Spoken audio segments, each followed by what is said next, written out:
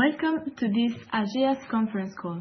I am pleased to present Mr. Hans de Cuyper, Chief Executive Officer, and Mr. Wim Guilliams, Chief Financial Officer. For the first part of this call, the participants will remain on listen-only mode, and afterwards there will be a question and answer session. Please note that the conference is being recorded. I would now like to hand over to Mr. Hans de Cuyper and Mr. Wim Guilliams. Gentlemen, please go ahead. Good morning, ladies and gentlemen.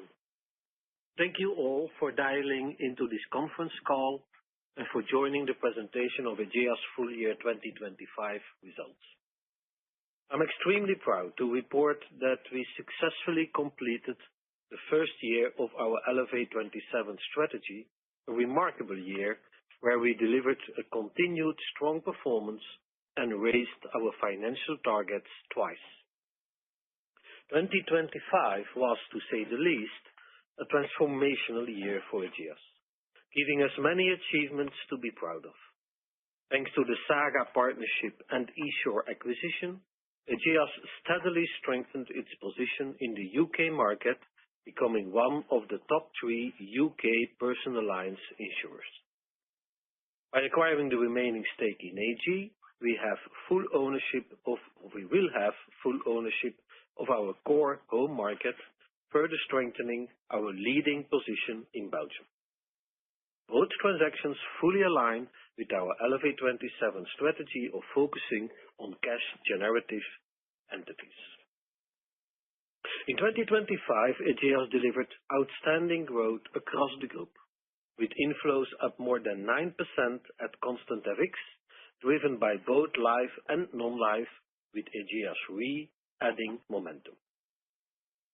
This remarkable performance was boosted by a strong growth in non-life, with inflows up 16%, up in all segments and product lines. The uplift in Belgium resulted from both portfolio expansion and tariff adjustments, while Asia benefited from an upward trend in all countries.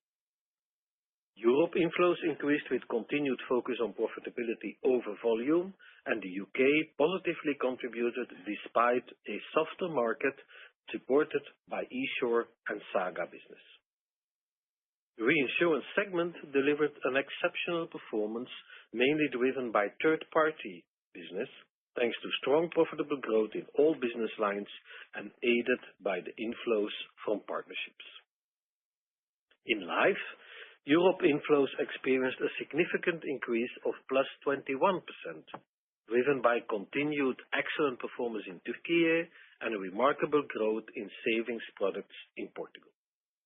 Also, Belgium showed a strong performance of +6%, driven by excellent unit-linked sales through the bank channel, while Asia growth was realized with strong persistency rates, building on the new business that was sold in previous year in China. Our continued strong growth in life translated in the growth of our life liabilities of more than 6%. Regarding the net operating result, we achieved an outstanding result of more than 1.655 billion euros, above the latest guidance announced last month. This strong result was driven by a remarkable non-life performance, reflected in the excellent combined ratio of 92.5%, partially supported by benign weather in Belgium. Life performance improved across the group, with high margins in Belgium and Europe, further supported by a one-off tax benefit in China. Regarding the recurring cash upstream, we received over 2025 949 million euro, and this is notably above the guided range of 850 to 900 million euro and up 18% compared to last year. And for 2026, we expect a significantly higher cash upstream of 1.2 billion euros. Following the excellent results, a solid Pillar 2 solvency ratio of 211% and a robust cash position, the Board of Directors has decided to propose a total gross cash dividend of 3.75 euros per share, a growth above 7% over 2025, and this is fully in line with our commitment. The interim dividend of 1.5 euro per share was already paid out in December last year, and the payment of the remaining 2.25 euro per share will be done in the course of June. The year 2025 demonstrated how quickly economic conditions such as inflation and interest rates can change, and how macroeconomic events can influence the business environment. In this dynamic landscape, having diversified operations across regions and products are particularly important. During this transformational first year of Elevate27, Ageas achieved a more balanced geographical and segment distribution, increasing the weight on European cash-generative entities. The balance between life and non-life businesses across the world is a defining feature of Ageas as a well-diversified group, which keeps a steady growth in performance and a strong solvency even in volatile times. Before handing over things to Wim, let me share a quick update of our 2025 M&A journey. We closed Saga in July and eSure in September, adding the missing pieces to our UK puzzle. For eSure, the integration started already at the end of 2025 ahead of plan, and we are well on track to achieve the announced annual synergies of more than £100 million as of 2028. With the AG acquisition on track to close in the second quarter of 2026, another milestone approaches, further reshaping our group and accelerating our journey towards delivering on our Elevate27 ambitions. This allowed us to elevate our financial targets twice in the first year of our strategic cycle, upgrading our holding free cash flow to more than 2.6 billion euros and the shareholder remuneration to more than 2.2 billion euros, while reiterating our average earning per share growth between 6 to 8%. With this positive update, I now give the floor to Wim, who will walk you through the segment performance in more detail. Thank you, Hans. Good morning, ladies and gentlemen, and thank you for joining us. As mentioned by Hans, the strong net operating result was mainly driven by an excellent insurance result in non-life and a solid performance in life, further supported by a low tax rate in China. This translated into a strong combined ratio at 92.5% and a high life net operating result of 1,259 million euro. The life net operating result rose sharply by 39% compared to last year. As communicated end of January 26, following a tax regime change in China, a Chinese joint venture, Taiping Life, recognized a positive one-off benefit of 300 million euro in deferred taxes. We also delivered an excellent life operating insurance service result, up 4% compared to last year, illustrating the quality of the business in all segments. In Belgium, the life net operating result was up +5% compared to last year, supported by a solid insurance result as shown by the strong guaranteed margin of 102 basis points. In Europe, the life net operating result was up +20% compared to last year, driven by an excellent performance in Turkey. Asia recorded a solid increase in the life operating insurance service result, up more than 7%, driven by a higher CSM release and a positive development in expense variance. The CSM roll forward showed a positive operating CSM movement of 170 million euros. This positive evolution, corresponding to a 1.8% growth, was supported by a significant contribution from new business. Looking at the drivers of the life value new business, the present value of new business premiums in 2025 was driven by the strategic shift in product mix in China. Belgium showed a significant improvement in the life business new margin compared to last year, up 110 basis points, reaching a new business margin of 6.8%. In Europe, the present value of new business premium showed a strong growth compared to last year of +17%, driven by Turkey. The group life new business margin stood at 7.9%, a performance influenced by the liability transformation in China to participating products. Participating products are more capital efficient and less sensitive to interest rate movements, but they typically carry lower margins than traditional products. The resulting shift in the business mix impacted the overall margin. Moving now to non-life. The combined ratio reached an excellent 92.5%, leading to a 21% increase in the net operating result to 548 million euro. The strong performance was driven by all segments. In Belgium, the non-life net operating result rose by +9%, reflecting both business growth and an improved combined ratio supported by benign weather conditions. In Europe, the combined ratio improved versus last year, driven by the continued positive trajectory in health profitability in Portugal and better household performance across all countries. In Asia, the non-life net operating result increased across all markets, supported by an improved combined ratio. Lastly, the reinsurance combined ratio for the third-party business stood at a strong 76.5%, benefiting from favorable claims development and a stable expense ratio. Regarding the balance sheet evolution, our comprehensive equity grew strongly compared to full year 2024, reaching 17.5 billion euro. This growth was driven by a strong net operating result and the capital increase for the issuer acquisitions, which more than offset the impact of foreign exchange volatility and dividend payments. Our current cash position stands at a very solid 1.45 billion euro, firmly supported by the 949 million euro of dividend upstreams during full year 2025, a strong 18% rise compared to last year. Our cash position was further reinforced by the RT1 issue completed in mid-December.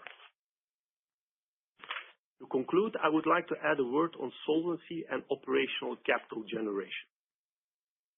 As mentioned by Hans, the solvency ratio of the Solvency II scope stood at a comfortable 211%, while the solvency of the non-Solvency II scope stood at 244%. The operational capital generation over the period amounted to 1.9 billion euro. This included 1.2 billion euro generated by the Solvency II entities, representing a 7% year-on-year increase, while the general account consumed 187 billion euro.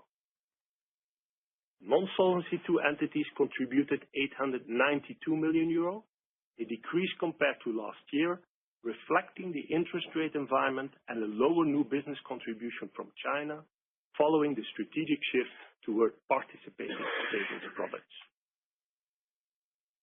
Operational free capital generation amounted to 793 million euro. Within the Solvency II scope, operational free capital generation increased, supported by higher operational capital generation. The operational free capital generation in the non-Solvency II scope was impacted by higher capital consumption, mainly driven by the increased equity allocation in China.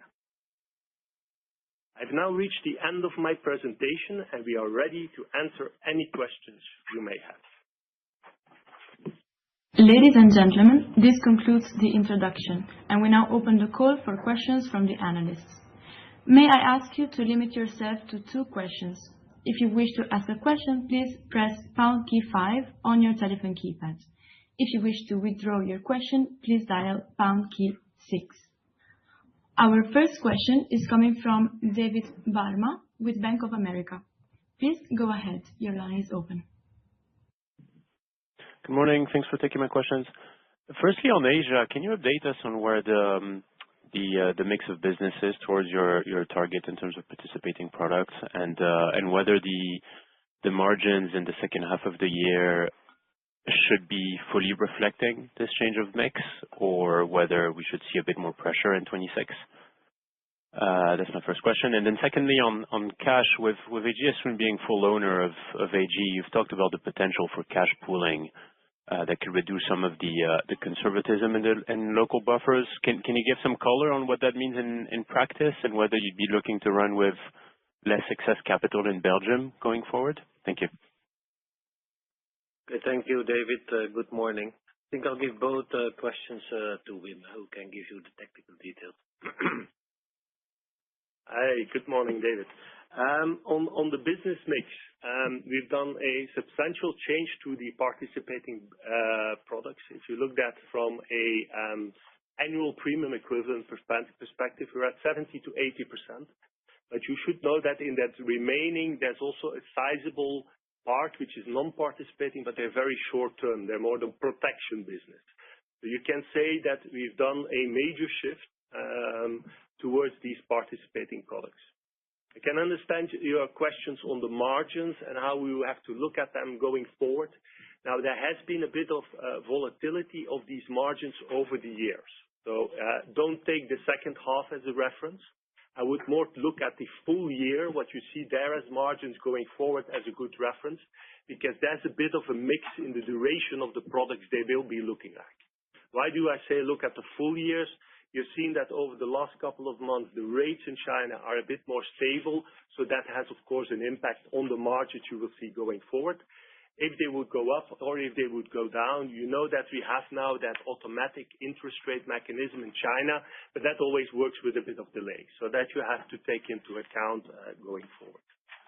Now, your second question on cash fungibility, cash pooling, has less to do with the excess capital from a solvency perspective. This is more a liquidity management tool where we can say we can look at the free liquidity from a group perspective and start pooling that together. So that was also the reasons why we said you can have a different view on our local, on our GA liquid asset, total liquid asset.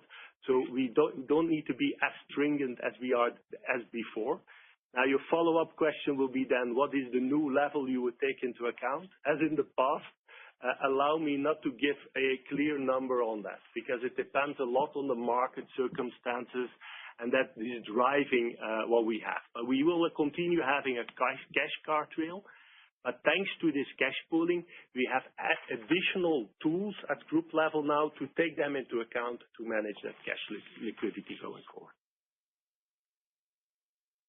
Thank you. Our next question is coming from Faro Hanif from JP Morgan. Please go ahead. Your line is open. Hi, everybody. I've actually got two questions and one clarification following the answer to David's question. So just a clarification first. What you just said, Wim, was that we should continue to forecast cash remittances as normal, but the amount of cash that you need at the holding is no longer as big a constraint. Is that the right way to think about it? So that's clarification number one. And then on the questions, on Asia tax, I believe there are still some ongoing effects. If you could just talk about the difference between deferred tax asset and deferred tax liability, what's been recognized and what could be recognized going forward, and how we should think about the tax rate for China and Asia generally going forward in the life business. And then my last question is on the reinsurance profits. So obviously, throughout the group, you've had very good result because of weather. But in reinsurance, the third-party profit has grown a lot. As you stated in your presentation, it's ahead of target. So can you just explain how much of that is sustainable, how much of that might disappear with the Prima quota share? Just want to get a sense of what you think of the re-profit going forward. Thank you.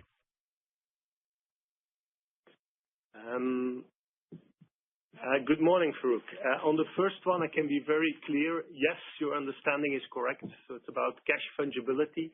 And you know, in the past, we looked at the total liquid assets. This has nothing to do with the cash remittance as such. That will follow the normal evolution that you had in the past. Your second question on Asia tax, I can understand that this is, of course, the major update that you've seen with that one-off deferred tax benefit. As you could read, end of January, this has, of course, to do with the fact that, you know, we have been more conservative in the past on these DTAs, which we didn't recognize as the average of the market is. And now it has been clarified with the transition to IFRS 17/9 that that's the tax base, and also the transition effect you can take into account in how you calculate the taxes. So basically, this one-off tax benefit is a bit adjusting the more conservative tax rate that we had in 23 and 24, but it has all to do with deferred tax. From now onwards, we are for tax accounting in an IFRS 17/9 world in mainland China. That means we take the IFRS 17/9 results, and that's the tax base going forward. There's always a bit of an adjustment for fair value to P&L movements on instruments, but that's less relevant for us because we exclude them from our net operating results, so you can put that a bit aside. Now, on that tax base, what is creating the big deductibility is that if you invest in long-term government bonds and in some of the provincial bonds, the coupon you get on these bonds, you can deduct from the tax base. So that means that if you now look at the situation, we would be looking to a tax rate between 0 to 10%. If you ask us to give a number in that range, it will be more than 5% because that's the mid-range we have. And that depends on that deductibility that we have on that IFRS 17/9 tax base. How will that evolve going forward? That will depend on the evolution of the portfolio, the growth of the portfolio, and of course, to what extent we will have that part of deductibility of long-term government bonds. On the reinsurance profits and the weather, and then I will give it back also to Hans. Please remember, of course, that the reinsurance team has done a tremendous job also to work on the diversification of the portfolio. We're no longer fully dependent on weather. Weather will stay an element in reinsurance, but we have diversified to other types of business lines. And that means that the profit signature going forward will not be only dependent on cuts and that part of the business. And I can add, Farooq, two things. First is your question on Prima. You're right. We had 7 million impact result in 25. As you know, we expect that to go on in 26, probably around another 8 million. In the long run, AXA has communicated that it is their intention to take over that business. How that phasing out will happen is not fully clear yet. But I think by the end of the strategic cycle, 27, you can assume that that business will not be there anymore. On the other hand, we have now an organization that is capable to insure and reinsure these type of partnerships.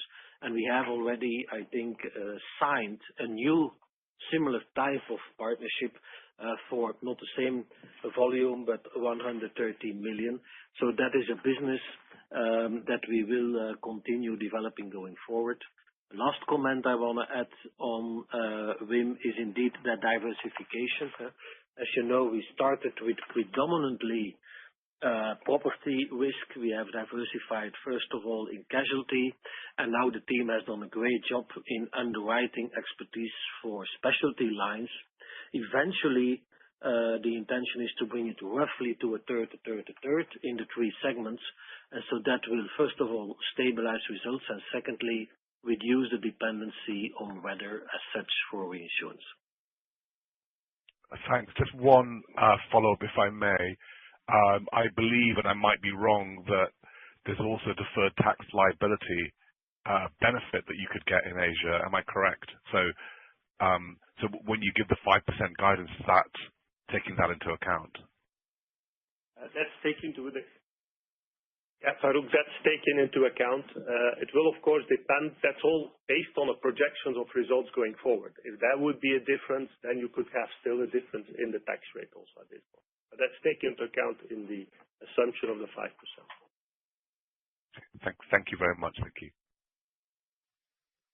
The next question is coming from Andrew Baker from Goldman Sachs. Please go ahead. Your line is now open. Great. Thanks for taking my questions. First, there's been some headlines around China government potentially planning capital injection into some of the larger insurers, including Taiping Life. If this was to happen, would you anticipate any impact on the dividend capacity from this business? And then secondly, are you able to just give an overview of the rate and claims inflation dynamics that you're seeing in the UK right now? Thank you. Okay, on your first question, indeed, there has been some rumors about these China government capital injections. Of course, we cannot comment and we cannot act on rumors. What you will see is that actually our solvency in China remains quite strong, despite the fact that we had, I would say, a double impact from the VIG over 25, because of course you have the further absorption of the VIG impact, but you also had the impact on the asset valuation because of interest rates that stabilized slightly up. So that being said, I can say that a big chunk of the VIG impact has been absorbed. We have seen that the gap between the spot rate and the VIG rate has approximately halved over 2025. There is more effect to come, but the solvency is still comfortably about above 200%. So for us at this moment, a capital injection is in Taiping Life is not on the radar. UK claims inflation, it remains high. So in my view, there is, I would say, no room for further softening of the market. We have seen the market softening in 25. We have not fully followed that. We have put bottom line profitability above top line growth, although of course we do see a nice performance in top line, but that's also from absorbing the Saga and the Esure business in the portfolio. Our price adjustments have been limited to approximately 2%, both in motor and property, while you have seen a market softening between 10 and 12%. Towards the end of the year, December, and that's also what we see in the pattern beginning of this year, we've seen it could be that the motor market is bottoming out a little bit and that actors become reasonable, but all this, of course, is subject to further monitoring and how it will go. What we do see now in the strategy of the UK team is we have, I would say, more dynamics to play in this pricing market because we have now access to the full, I would say, potential customer base via different brands and different distribution channels, from partnership over brokerage, where our pricing used to be a lot more stable because this was about the good relationship with the brokers, versus PCW and direct, where the pricing often is a lot more dynamic, where you immediately act on your positioning in the rankings. But I can assure you that the team is very diligent on focusing protection of the portfolio on the one hand, but definitely also on achieving bottom line performance. Great. Thank you so much. The next question is coming from Michael Huttner from Berenberg. Please go ahead. Your line is open. Fantastic. Thank you so much. I have so many questions, but I'll ask two and come back. The first one is just a bit more on China. I was really interested by your comment that the gap between the spot interest rates and the REA is halved and solvency is above. Can you give us a little bit more granularity? It's just, I'm sure, just, in terms of the gap on the REA, and if it were to fully close, what would it mean in terms of solvency? I mean, any help would, and within that, if I may include that as a question, I saw the China cash went up from 80 million to 110, and I'm just wondering what's your kind of feel for what it might be in your plan for the 1.2 billion in 2026. And the second question is on reinsurance, excluding, so you have this 300% rise in premiums. I'm assuming that's Prima and Triglav. Can you give us a feel for what the kind of the more normal business, what the growth is there, and allied to that, just a feel for whether at some stage you'll be considering putting more capital in there. Thank you. Okay, thank you, Michael. Well, there are two detailed business questions, so I will give them to the responsible heads of those businesses, Philippe and Manu, in a minute. But maybe first, your question on VIR and solvency, which I give to Christophe, the CRO. Yeah, perhaps to explain the solvency, you can see it a bit in the evolution on the slides that we have shared. If you see your solvency evolution on page 22, you see that you have a big market movement in there. And obviously, the biggest impact of that market movement is exactly linked to what Hans was mentioning, also this VIR impact. Now, in terms of amounts, there is an FX impact in there. So you first need to deduct that. That's about 900 million on the own funds, and the whole capital movement that you see there, there's about 300 is basically FX related if you simplify it. So the FX doesn't move that much. The solvency ratio, it's quite neutral, but it does, of course, impact the own funds and the capital requirements. I would say most of the rest is actually linked to interest rate movements. We have different things. Hans already mentioned the rates went up during the year, so you have a sort of a double hit there. But of course, the equity markets also increase, so that offsets a bit. So we can expect that, given the figures that Hans already mentioned, I think the delta between, let's say, the spot rate of the valuation interest rate and that average valuation interest rate was about 90 basis points at the end of last year, and is about 40 basis points today. So we did absorb a large part of that delta during the year, and of course that means that we expect still a material impact to come in 2026, but by then it will start to go down relatively. Brilliant, thank you. Upstreaming China. Yeah, thank you, Michael. On the dividend development that you saw over the last year, of course, it does not entirely come from China, but China indeed increased the dividends very much in line with the statements that they themselves made on their dividend policy. So to demystify a little bit, the effect of dividend on the solvency is only around 3-4%. Let's keep that in mind. That is not a determining factor. CTIH made a commitment and also in their public statement that they are looking at a steadily increasing DPS over time, and that is the line they stick to. They also mentioned that they may relook at that as increasing the payout looking forward. But so we expect stable increasing dividend per share coming out of CTIH, and Taiping Life being the main feeder of that. You can draw your own conclusion. So before I go to Manu for reinsurance on upstreaming, you mentioned the 1.2 billion, Michael. Important there is that in the agreement we have with BNP on the stake in AG, we will receive the full over 25 dividend of AG already at the level of Ageas.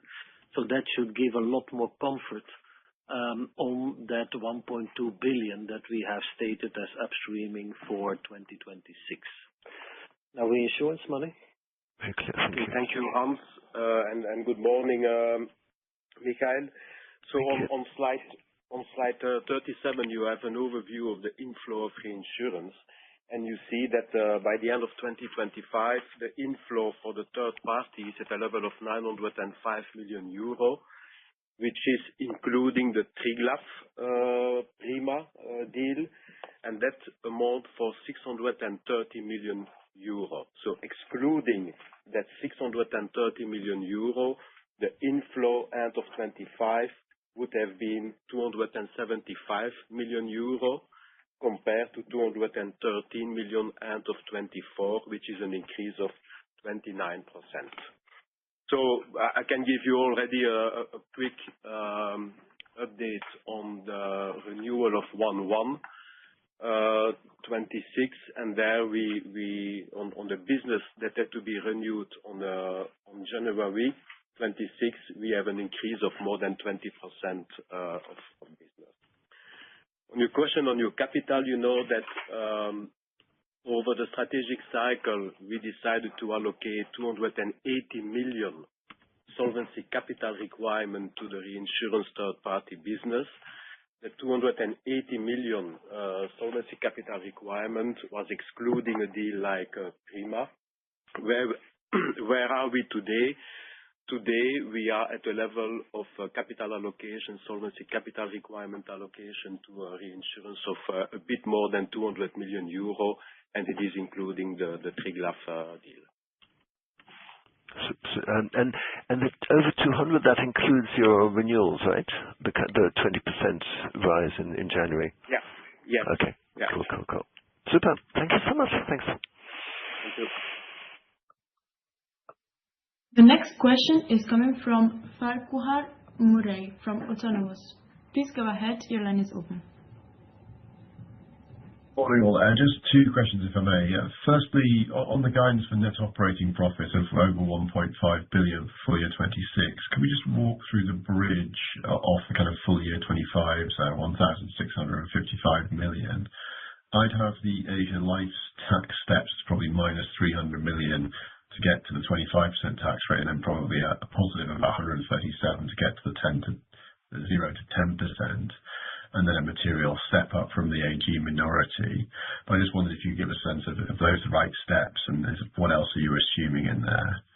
And then secondly, you commented on the competitive environment in UK non-life. I just wondered if you could extend your thinking onto the Belgian business, and in particular whether you might expect any softness to emerge in that business or relatively stable this year. Thanks.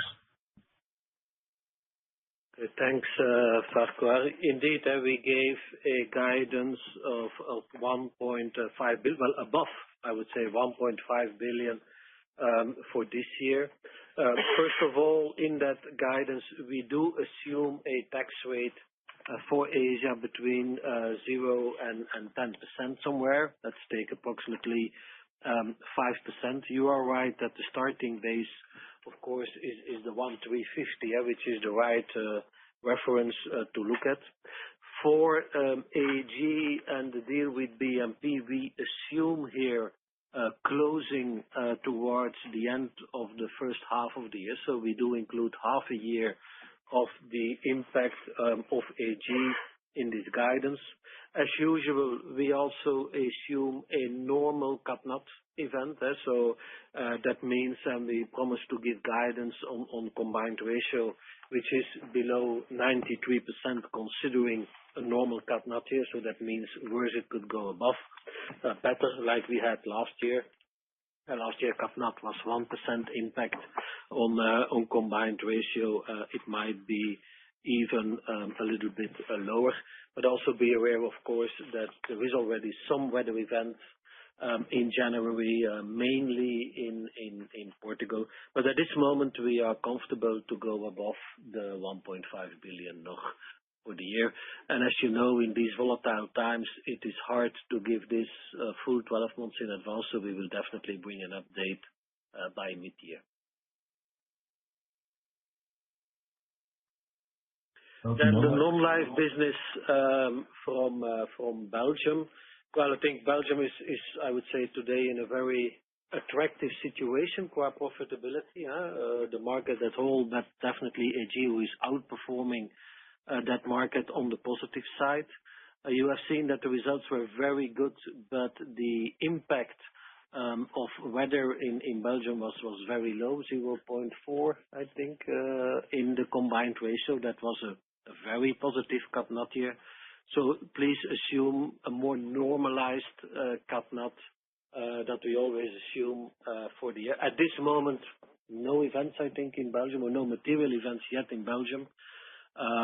But the market is profitable, is very competitive, but Ageas is also excellently positioned to compete in that market. So the sensitivity for the softening in the Belgian market, you cannot compare, for instance, with the UK market, where your business is immediately impacted. In Belgium, the persistency of your business is a lot stronger compared to the UK market.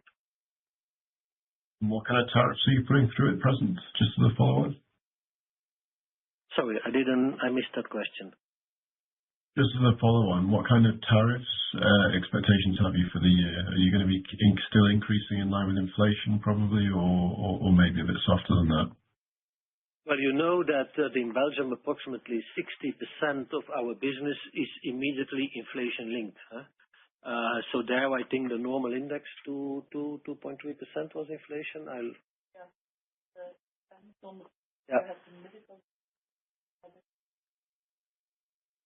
Yeah, depending on product, that is already absorbed in the tariffication. The rest remains to be seen. For Catnat, I do not expect an increase because it was a very good year last year, and the rest remains to be seen. Many thanks. The next question is coming from Michele Ballatore from KBW. Please go ahead. Your line is now open. Yes, thank you for taking my questions. So 2 questions from me. So the first one is on the Asian business, about your comment on the higher exposure to equity. I'm sorry, I thought in the past you reduced this exposure. Probably I missed that, but if you can clarify this point. And the second question is about the overall pricing environment in your European business. I'm talking about non-life. So what are you observing, let's say, since the start of the year? Thank you.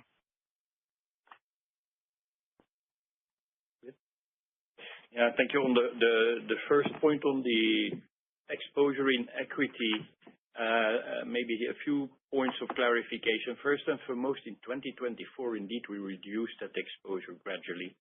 And in the course of 2025, that has been rebuilt up to the levels that we had, let's say, beginning 24. Plus, obviously, you had a sharp market increase. So the equity exposure certainly has gone up. Also to note that this, in combination with the shift to participating products, mostly happened obviously in the PAR portfolio, where the loss absorption capacity for that type of instrument is better. That's the only clarification I can give on that. But that indeed led to a slightly higher risk charge, obviously, on these equities in the solvency ratio. Thank you. Okay, if I look at the European continent, well, Belgium we just spoke about on tariffs in non-life, so I don't think I should go a lot deeper there. UK, we already spoke about as well. I see market analysts being relatively negative on motor in the UK. I see predictions of combined ratios to 100 to 110% for the market, but be aware that the last few years we have been outperforming that market and doing way better. But as I just said in the first question, we have seen maybe that motor business bottoming out a little bit, but that is definitely on watch for the rest of the year. For us, for the team, it is very clear that it is all about sustaining the bottom line. We have said that eSure, we should not expect contributing to that bottom line because what eSure brings over 27 will go into integration costs to put the businesses together. But we assume that we can sustain profitability in the UK despite the cycles we will see in tariff. Portugal, very strong recovery last year. There were 2 attention points the years before. That was healthcare on the one hand and motor on the other hand. Healthcare, I think we can comfortably say that profitability has been fully restored while keeping a very good persistency in the portfolio. And I think that has all to do with the very strong customer proposition that we have with Medish in the Portuguese market. Motor situation is improving. I would say we are not yet at the end. We have seen in motor some negative impact on top line from our pricing discipline. But there, I think the market is still on the path to full profitability. The work is not fully done yet. But again, in summary, Portugal over 25, significant improvement compared to the years before, and we expect that to continue in 26. And then the last one is Turkey. Well, you know the situation in Turkey in non-life. It is very difficult with inflation. I think the solvency of that company is stable. We hang in there with that business, but overall, I would say the profit from Aksigorta is not material in the overall European non-life business. And as you know, that is more than compensated by the excellent performance that we have on Ageas Life in the Turkish market. Thank you.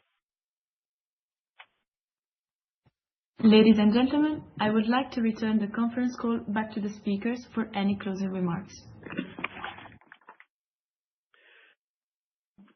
Thank you. Before moving to the conclusions, I want to take a moment to express my sincere appreciation to Philip Koremans for his 20 years of exceptional service at Ageas. Philip has been instrumental in shaping the group's journey and closing the Fortis settlement, which marked a historic milestone for the group.